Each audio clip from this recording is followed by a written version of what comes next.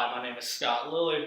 I currently work in the Global Hawk Contracting Office at Wright-Patterson Air Force Base. I've been doing contracting work now for about 2 years. I'm a contracting specialist, as I mentioned earlier, which means that I buy things on behalf of the United States Air Force. I buy airplanes, currently Global Hawks.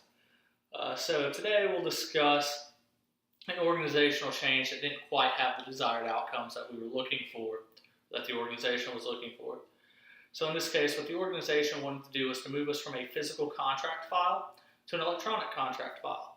So in theory, what this will do is it'll make us more organized, it'll streamline the process, it'll make it easier for you to go through somebody else's files, find templates, things of that nature, without us having to go and try to find a physical file, which if the contract was awarded, let's say in like 2002, that file probably doesn't exist anymore. It's been lost, who knows where it is. Whereas if you have it all on a common share drive, fairly easy to find. So that was our goal. So what did leadership do to implement this goal? Well, what leadership first did is they created a guideline. Like all good government ideas, is you create a nice guideline for people to follow. They created the standard. So with the guideline, we had a briefing. We went over the guideline. Everybody seemed to be following along with what it should be. Leadership informed us that there would be punishment or a consequence if we did not follow the guidelines, implementing a pretty good transactional leadership style, which in this case is probably warranted. It's probably the most efficient way of doing it. You get praised for doing it correctly. If you do it incorrectly, there is a punishment. So we're getting ready to go live with this about a week before, and then our contract administrator, she gets a new job. This creates a problem for us because we are going to go live within that week. We couldn't turn back now, but the person who's awarding our contracts is now gone. She was part of the system. She understood, and you had somebody there in-house to help you fix some problems that are naturally going to occur when we move towards an electronic guideline or an electronic contracting file. And also, like I said, we have these guidelines. It's supposed to be everybody streamlined, easy for everybody to find. So once she leaves, a problem emerges when it comes time for us to award these contracts, and that the contract administrators we have to go to are now outside the organization, meaning that we're going to have to be creative in how we do certain things to make sure that they comply. Also, something that shouldn't have been an issue became an issue as well, and that you have different contracting officers, meaning the people who actually sign the document. They have different preferences, different styles. And our goal was the leadership's goal was to allow them to be able to have some flexibility in the contract, in the electronic contract guidelines. However, we gave them a little too much. Our leadership gave them too much flexibility in that it was no longer easy for you to simply find files, or you didn't have that ability to simply like keyword search something and find it, because buyers would label things differently in order to please that particular contracting officer.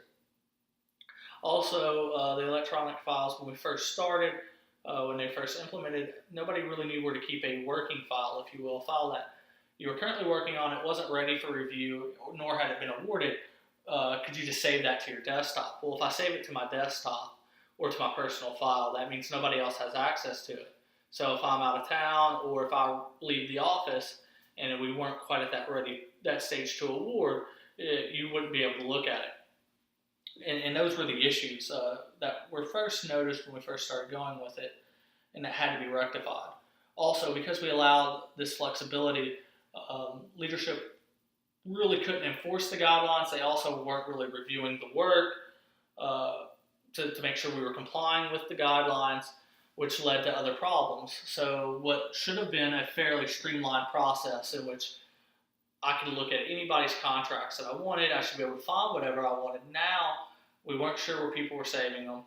We weren't sure if we could get to those documents that we would want to get to, and the like. And not to mention, in order for you now to award something, you're having to go outside the organization. You're going to have to comply with whatever that contract administrator wants you to do, which generally didn't necessarily affect your electronic contract file. It actually affects your contract document. But it kind of built in that excuse of, well, in order for me to do this, I have to document it this way. And then all of a sudden, instead of having just a streamline where everybody is basically filing their contracts the same way, now you have 4 or 5, 6, 7 different styles. It's still hard to find. It's not quite as efficient and streamlined as we wanted, which is now creating other issues. So what leadership could have done to continue to be motivated, to continue to enforce this standard, was to have reviews quicker, to have leadership doing reviews to ensure that we were actually complying with the guidelines. Instead of waiting 4, 5, 6 months down the road where people have already gotten into their rut of how they're going to do things, or even if they were to change, well, the work they had done 6 months prior, they're not going to go back and fix. Well, we're not going to be able to find that. So we should have started from week 1, week 2. Leadership should have been reviewing it, making sure we're complying. Really, actually using the transactional method instead of more what should have been transactional turned into laissez-faire, which really turned into, they took laissez-faire seriously in that there was no real checks on what COs were allowing buyers to get away with. So that's what they should have done from the beginning. They should have also reached out. They should have just designated or found somebody at a different organization who's the contracting administrator and said, this is where your files are going. That way you kind of eliminate that excuse of, well, I need to do it X, Y, or Z to get this thing awarded. Whether or not that's true could be debated, things of that nature. Leadership, from what I've been told, I've now left that office, is now moving towards that direction. But you're going to have to fix a lot of bad behaviors because you didn't initially start with the transactional leadership style that you really thought you were going to do. It ended up being laissez-faire because things were getting awarded, people lost interest in actually complying with the guidelines until there's an issue. And by that point, it was too late, and you now have to redo work, or you have to say, you got to snap the chalk line again and say, from here on out, we're following it, which is tough to do when the first time you snap the chalk line, it turns out that wasn't really the start.